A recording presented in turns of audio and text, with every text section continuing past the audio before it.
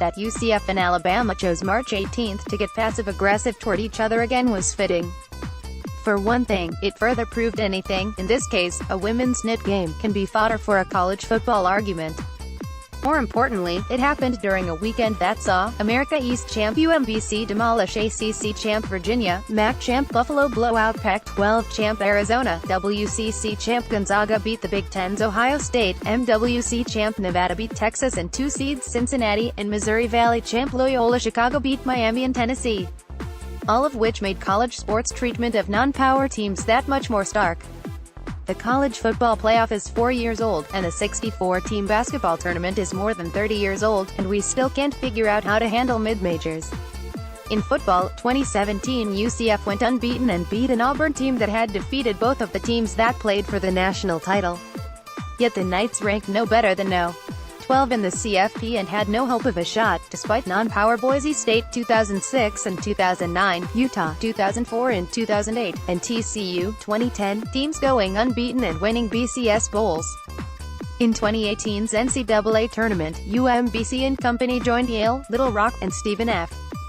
Austin in 2016, Georgia State and UAB in 2015, Dayton, Harvard, and North Dakota State in 2014, LaSalle and FGCU in 2013, and so on.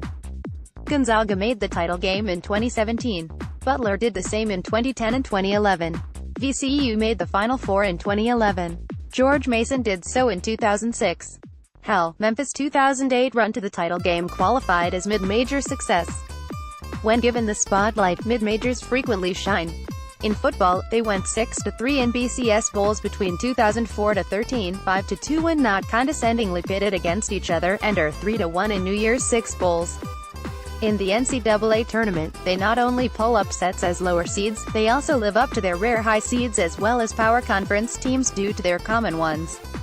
Over the 10 years between 2008-17, mid-major programs lived up to top 8 seeds, a number 1 seed making the Final Four, and no. 2 seed making the Elite 8, and no. 3-4 seed making the Sweet 16, a number 5-8 seed making the second round, 54% of the time, the exact same percentage as power conference teams. Knowing they carry their weight, then, I have a proposal. You know I'm not above pulling ideas from European soccer. Here's one that could be easier to implement than promotion and relegation.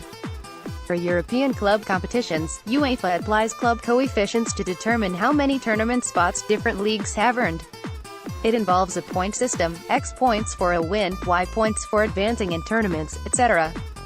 We could do something like that in college sports, couldn't we? For illustration, I looked at the last 5 years of NCAA tournament and knit results and awarded the following: 2 points for each NCAA tournament victory, 1 bonus point for reaching the Elite 8, another for the Final Four, another for the championship game, and another for winning it, 1 point for each knit victory, and 0.5 bonus points for reaching the knit semifinals, plus another 0.5 for reaching the final, and another 0.5 for winning it. If we used a basic formula like that, mid-majors would get more tourney spots. Over the last 5 years, that would have resulted in 649.5 points for teams in the 6 basketball power conferences, 160 for the ACC, 136 for the Big Ten, 97 for the SEC, 88 for the Big East, 87.5 for the Pac-12, and 81 for the Big 12, and 259 for the others, led by 45.5 for the A-10, 42 for the West Coast, 38 for the AAC, 28 for the MVC, 20.5 for Conference USA, and 15.5 for the Mountain West. These totals, we can divvy out the 36 at-large bids.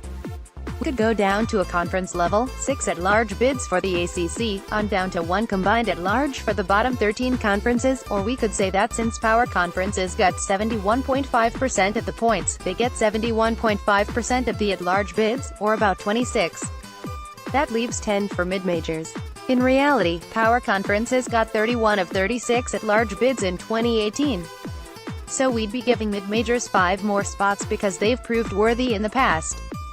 With the coefficient system, the 2018 NCAA's last 5 powers, Texas, Oklahoma, UCLA, Arizona State, and Syracuse, would have been out, while the top 5 mid-majors, as determined by knit seeding, St. Mary's, MTSU, Boise State, WKU, and Temple, would have gotten in. So who would that have hurt? Sure, Syracuse reached the Sweet 16 with a grotesque win over Michigan State. Texas and Nevada played one of the better games of the first round, and Oklahoma's Trae Young scored 28 points in a loss to Rhode Island.